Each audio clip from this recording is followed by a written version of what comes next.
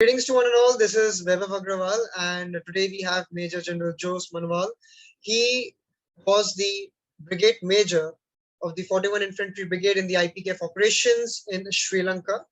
And it's a pleasure to have you here with us, sir. Thank you for the time and the inputs that we're going to make today. So, sir, it would be really a delight for us and for the dear viewers. What was the prelude to the IPKF operations in Sri Lanka? How did everything started? And your contributions during the operations, if you can start with that. Right. Good evening, Vaibhav. Thank you for having me on the show.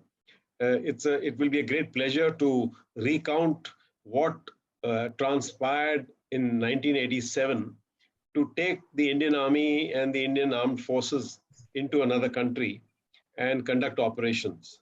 There's a bit of history to it, and all that is the backdrop to how the Indian Army got involved. And from a peacekeeping role, it was envisaged that it will be a peacekeeper, but it wasn't. The tables turned and we had to enforce peace, and the roles of the army changed, and we had to fight the local militant group called the LTTE, or the Liberation Tigers of Sri Lanka, who were fighting for their independence. So that's the backdrop under which the Indian Army came in. And I was involved as the Brigade Major of 41 Brigade. 41 Brigade was the first brigade which was inducted to relieve the pressure on 54 Infantry Div, which had already come in July of 1987, and things went wrong. And the troops in the Jaffna fort were isolated. So they wanted to relieve the pressure there and brought in 41 Brigade from Lucknow. They landed in Palali and launched operations to link up with the Jaffna fort. That's how it all started. That's how the war in Sri Lanka started, what we call as Op Pawan. So that's the backdrop. There is a lot of reasons why the LTTE came in, and what was the political scenario in Sri Lanka that I can explain in a small presentation which I have for you. Oh, yes, sir. You can go ahead, sir. This is a small presentation on what led to the intervention in Sri Lanka. And there's a little background which I can explain. This is Tamil Nadu and Sri Lanka, as you can see from the map. And historically, Tamil Nadu and Sri Lanka were almost one country till we got independence. And of course, we have the Ram Setu, which we all know about. And when both the countries got the independence, naturally the laws of each country took precedence. And the original way in which both Tamil Nadu and Sri Lanka, northern Sri Lanka basically, which were Tamils, how they were living with each other, that changed. To give you an idea, the demography of Sri Lanka in 1981, they had 148 lakh people, of which 73% were Sinhalese and 26% were Tamils. And some of these Tamils were those who had gone back to Tamil Nadu and come back. So there was a big civil war in Sri Lanka which started in 1985, primarily because of the Citizenship Act, which gave no standing to the Tamils. So in 1949, in the Ceylon parliamentary elections, they stripped the Tamils of the right even to vote. That caused the Liberation Army to start in, and various political parties came in to begin their fight to get their voting rights back. So all these steps which are here on the slide, in 1956, Mr. Bandaranaike, he declared an act making Sinhala the official language. Buddhism was declared as the official religion. The favoritism of Sinhala applicants for government jobs took prevalence. And there was excessive military force against any protests from the Tamils. This caused a lot of militant groups to get formed. The largest and the well-organized one was the LTTE, the Liberation Tigers of Tamil Eelam. Then we had a smaller organization called the TELO, Tamil Eelam Liberation Organization. And there was the PLOT, the EROS, the EPRLF, and the TELA. All were independent organizations grouped from Tamils who were disinterested in the Sinhalese religion and the country as that time. They were politically indoctrinated. They got their funds from people abroad, and they wanted to operate and fight for their independent Tamil Eelam. Okay. So, you can ask me questions anytime and intervene. Not to worry. Sure, sir. So what happened was Rajiv Gandhi was our prime minister at that time, and Jayawardene reached out to him because he was in trouble. The JVP faction of the Sinhalese wanted the president removed, and Jayawardene, he was a crafty politician. He approached Rajiv Gandhi and asked him to support him and help by intervening in Sri Lanka in case the situation so demanded. So in fact, we had a clandestine operation of 10 para-commando who went in to Colombo using boats and by submarine. They were inducted into Colombo and were positioned in a five-star hotel close by to the presidential palace to quickly evict and rescue President Jayawardene should the requirement come. But that did not happen. In January to July 87, a lot of action took place in India, where the army was tasked to study military intervention in Sri Lanka. At that time, military intervention, they envisaged that we would have to fight with the Sri Lankan army and subdue them so that the Tamils could get their rights. In addition, there was a political volte-face of the military intervention by Rajiv Gandhi, the arm twisting by the US on the Indian and the President Jayawardene forced them to work out a compromise solution. What was worked out was the Indo-Sri Lanka Accord, which was quickly drafted. And President Jayawardene brought that draft by flying into Delhi one early morning in July 87, showed it to Rajiv Gandhi. And Rajiv Gandhi, after making whatever amendments he could, he said he would come to Colombo and get it and sign it there. Along with that, he invited the LTT leaders, including Prabhakaran, to come to Delhi, and he briefed them that this is the accord that he is going to sign, to which the LTT leadership had severe objections. But he overruled all of them and confined the LTT leadership to the hotel while he flew down to Colombo and signed the accord. And after signing of the accord, there was the famous incident in which a Sri Lankan naval raiding assaulted Rajiv Gandhi during the Guard of Honor. After that, the Sri Lankan leadership, the LTT leadership, went back to Sri Lanka by boat, and they vowed to somehow reverse this Sri Lankan accord because they were not in favor of this. And they ensured that somehow this accord doesn't go through. To give you an idea of the LTT, here is a diagram showing you what the LTT was all about. They were well organized. Vella Pillai Prabhakaran was the supreme commander, and he had an organized setup of the militants who were very well trained in India by the Indians, by the Indian Army, and they had formed a good organization both in Sri Lanka and abroad to fund them and arm them. As you can see, it was well organized. They had district commanders, they had area commanders, they had a political wing, they had a military wing, and they had an intelligence wing. And this was what was put in place. The Indian Army and the Indian intelligence helped them to raise this. And we never visualized at this time that we would be fighting the same organization that we helped to create. Right. So this was the LTT. And Side by side, this was the Indian Army's organization, which came about by the situation which kept evolving.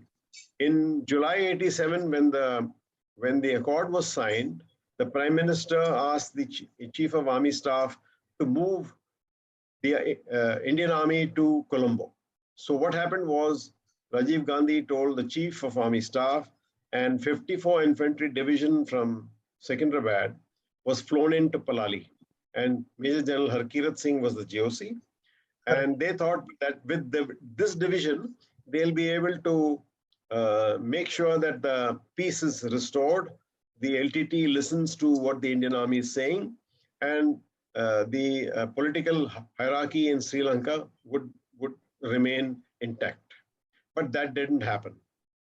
And as events unfolded, the LTTE did not surrender their arms, and the IPKF was in a quandary, that is 54 Infantry Division. They were not enough to quell the LTTE, and additional forces had to come in. And at the peak of the IPKF operations, this slide depicts as to what the organization, how complex it was for the troops who were operating there. At the bottom of the slide, you'll see GOC 54 Infantry Division. Right. And above him, there are so many people intervening and interested in the operations, including the Chief Minister of Tamil Nadu, who were all politically closely intertwined with all the political organizations in Sri Lanka. So you have on the political side, the Defense Secretary, Chief of Army Staff, Army Secretary, the Army Commander, and you had the Ministry of External Affairs, you had the RAW, you had the Chief Control, CCS, the RNAW, Finance Minister, you had in Colombo, Mr. Dixit. So it was a very complex organization which the GOC 54 Div could not handle.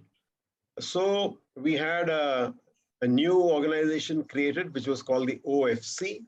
It was set up in Chennai, and General Kalkat came in as the GOC IPKF and the overall forces commander. So this was the situation in October, November 87. Subsequently, General Dipinder Singh was the GOC-in-C Southern Command. He was declared as the overall force commander, and he nominated Harkirat Singh to be he had already nominated Harkirat Singh to move to Palali, where he was, and he was nominated then as the GOC IPKF. Subsequently, when additional forces came in, the additional troops were all brought under the GOC IPKF, who was General Kalkat, as we all know. The situation after that was very confusing, and as the operations got more critical, more and more troops were launched into Sri Lanka. And one by one, the brigades and divisions started coming in and rolled into Sri Lanka. Most of the troops were inducted through Palali and Trincomalee. 41 Brigade came into Palali, and they were asked to, the first operation they conducted was to link up with the fort. And as you all know, the link up with the Jaffna fort was a major operation where the commander of the brigade, Brigadier Manjeet Singh, showed exemplary courage and leadership to get the Mahavir Chakra as a first gallantry award of Sri Lanka. That's in a nutshell, as I can tell you, and how additional troops came in, and from a peacekeeping role, the 54 Div and its allied troops were transformed into a peace enforcement role, which carried on for till 2.5 years, till we were de-inducted in 1990. The IPKF role, as I said, changed as the situation evolved, and we were not prepared for this. We had come in to fight probably the Sri Lankan army, but that wasn't what was going to happen. And the very troops, the very militants that we had trained in our camps through the last 3-4 years, we had to fight with them. And we thought our appreciation or intelligence was not correct at that time. And what we envisaged that a division would be able to tackle the LTTE was incorrect, because the LTTE had planned to hide their arms in different caches all over the island in the north, and they did not surrender it. Prabhakaran had a plan, and he had a well-organized military cadre of men and women who were integrated with the local population. Correct. So their aim was to give a good fight, and they knew the Indian Army very well, how they operate, and they were able to exploit our weaknesses at that time. That's they were completely prepared. Yes, yes. Yeah. So that makes me ask, sir. So that you have already, you have spoken about the situations before the IPKF yes. operation started. So yes. I would really like to ask this: what were the circumstances when you were asked as a brigade major to come into the picture, and the 41 Infantry Brigade was asked to come into action? So yes. when did you move to Sri Lanka, and what were the initial steps that you took, and the entire scenario then after? Yes, in actual fact, the 41 Brigade is a brigade headquarter located in Lucknow. Their training and what they do every day had nothing to do with Sri Lanka. Sri Lanka was a totally, what do we call, a jungle operation.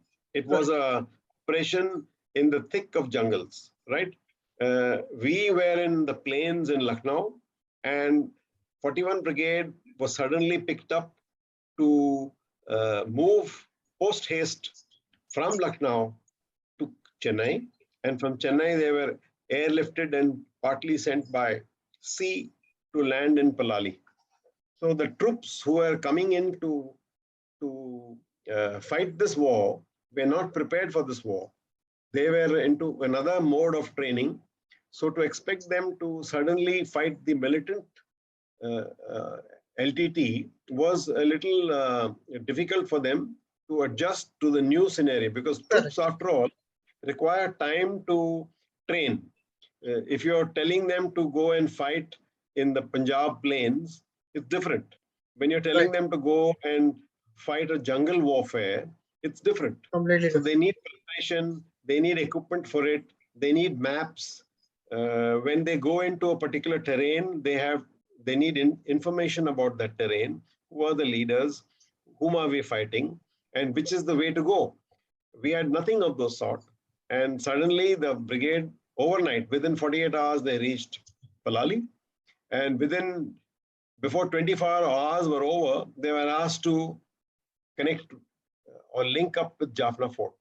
So it was a huge mental change for the troops who were going to fight this war. So it was a traumatic situation, and the officers had very little time to brief the men as what are we going to do, and to tell each man what is the objective, which is the route we are going to take. We had nothing. So that's the situation under which 41 Brigade came in and launched itself to relieve pressure in Jaffna Fort. Right. So this was, yeah.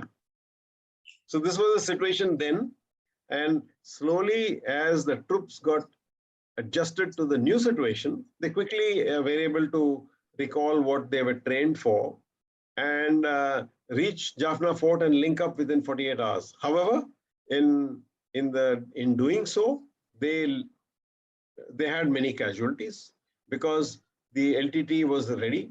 They had IEDs. They had blown up a lot of. They had placed a lot of IEDs, heavy duty IEDs, on the way, which were capable of even blowing up tanks. So they were prepared, and they had all their weapons with them. They were merged with the local population, and without maps and intelligence, the Indian Army 41 Brigade launched itself, which is creditable in itself to have linked up with Jaffna and removed all the opposition on the way. Yes. So with that, you have said that we already lacked in appropriate arms and the equipments. How Yes. how did the 41 Brigade adjusted in those situations, and what were the tactical, I would say, what was the difference or the comparative analysis of yours in the tactics of that of the 41 Brigade and the LTT? Yeah, the 41 Brigade, as it went along, it cleared all the areas where they were moving of the LTT. No. We had strict checkpoints. So as we advanced into Jaffna, the new brigade commander who had come and had linked up with the Jaffna fort had got his troops all together and gave orders to clear Jaffna. Jaffna was the hub for the LTT, and our first task was to clear Jaffna of militants. So there were strict protocols enforced. The battalions were given tasks to take different areas and clear any militants that are seen anywhere in the. It took about 6 days, after which Jaffna area was cleared of all militants. Once the brigade came in and 41 Brigade came in and cleared Jaffna, by that time the OFC, that is the overall forces commander, had decided that we should now bring in another division, and the 4 Infantry Division came in and they moved into Vavuniya. They were flown into Vavuniya, which is further south. If you see the map, you'll see Vavuniya, which is where the Sinhala areas start. So till Vavuniya was the boundary in which the LTT operated. So in the southernmost area, 4 Infantry Div was moved in. And once 4 Infantry Div established itself at Vavuniya, Right. the brigade from Jaffna was asked to move down to Vavuniya. Thereafter, the build-up took place, and slowly we had, instead of 1 division, 4 divisions operating in Sri Lanka to maintain peace and keep the LTT under control. So from the beginning, when they thought that 1 division would be enough, it escalated to 4 divisions. And all of these divisions were not ready or prepared to come into. Yeah, it is like if you take 71 operations in 1971, we all know how much preparation the Indian Army did to go into East Pakistan and clear it and make it now, as we know, Bangladesh. We had almost 6 to 8 months of preparation. Right. So each and every man knew what he's going to do once the war started. Well versed with it. Here was 1987, many years after 71, where we didn't know, at least the initial divisions did not know what was in front of them. So the very people whom we trained, we had to go and fight. So we had underestimated their capabilities, but they were very, very committed and dedicated and very well armed. And that's what we had to fight in their own country. Ours was an Indian Army coming into Sri Lanka, where we had no knowledge of what the country was like. Yeah. And then a peacekeeping force turns the table and enters into that offensive. Yes. Yes. So it was a political decision taken in haste. We did not know it at that time. Now we know that it was taken in a hurry. There was pressure from Tamil Nadu on the Prime Minister to alleviate the problems of the Tamils in Sri Lanka. So it was an ongoing problem which Sri Lanka was facing. And the Tamil Nadu government at that time was wanting a solution to it. And they were putting pressure on Rajiv Gandhi to solve it. And when the president of Sri Lanka came in to request Rajiv Gandhi for help, he, without assessing anything, readily agreed, thinking that this would be a major gain for India, but unfortunately, it did not turn out that way. So he didn't actually look upon the consequences and what it would be taking. It was like almost like an extempo.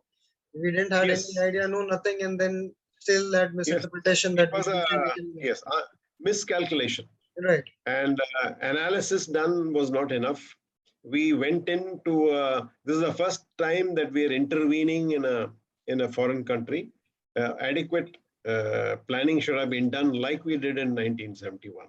So in 1971, we moved from our peace locations to Agartala opposite the East Pakistan border 6 months in advance. So I was in Agartala in July of 1971.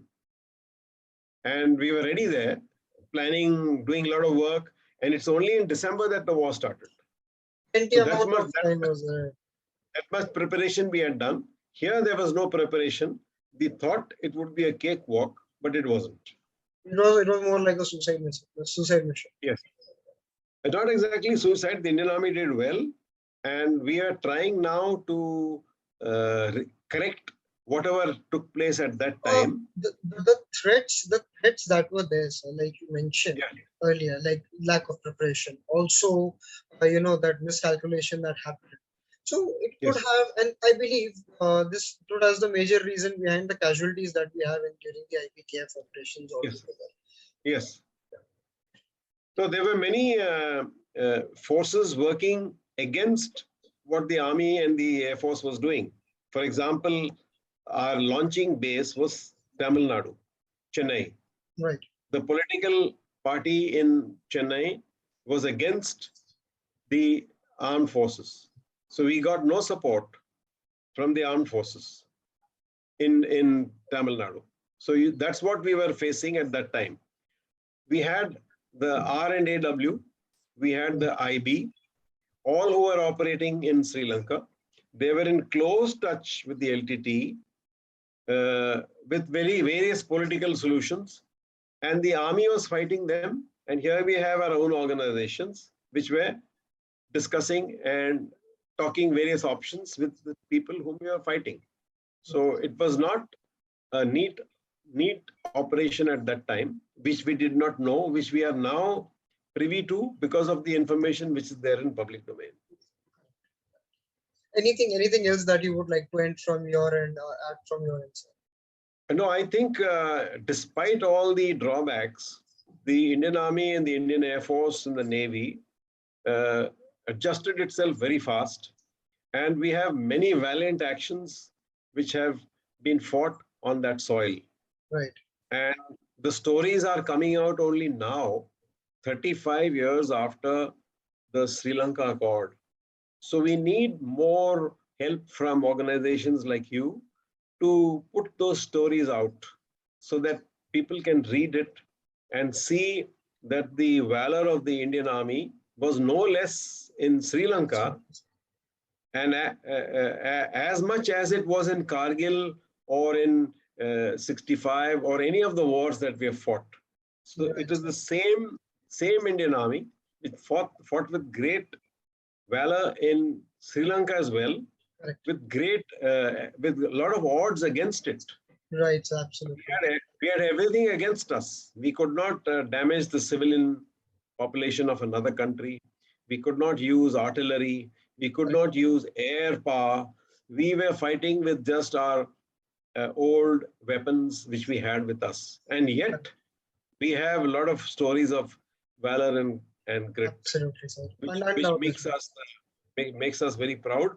That is why old fogies like me are still trying to have these issues publicized so that people know about it. And young people like you are enthused and tell these good stories about us to other people. Right, sir. And it is always a pleasure to hear it from such seasoned and learned experts. And really, probably we will able to contribute it to the viewers as well, and they might have been a lot educated today. And thank you very much for all the time and inputs that you have given today. One thing I'd like to tell you that, as an example, when I was I was in Vavuniya with the 41 Brigade, and one of our tasks were to see the safe passage of the train which goes from Colombo to Jaffna every day. It was a passenger train, and our troops were deployed all along from Vavuniya to Jaffna, which is about Right. 180 kilometers. Right. And we had troops all along that train. Their job was to see that the train went safely and came back safely. So one of the jobs of 41 Brigade was to check and see that the train went safe. All the Sri Lankans who were traveling by that train, nothing happened to them.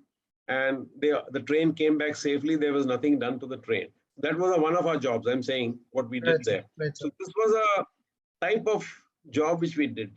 And the troops did it with great dedication. It's a wonderful feeling that you come out and the country had an election.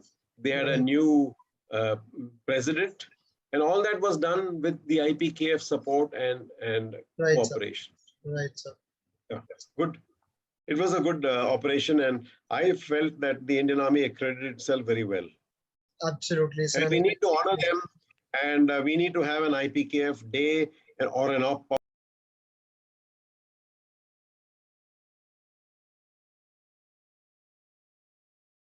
Pawan day where people in the country know that there was something like Op Pawan. We need to propagate that.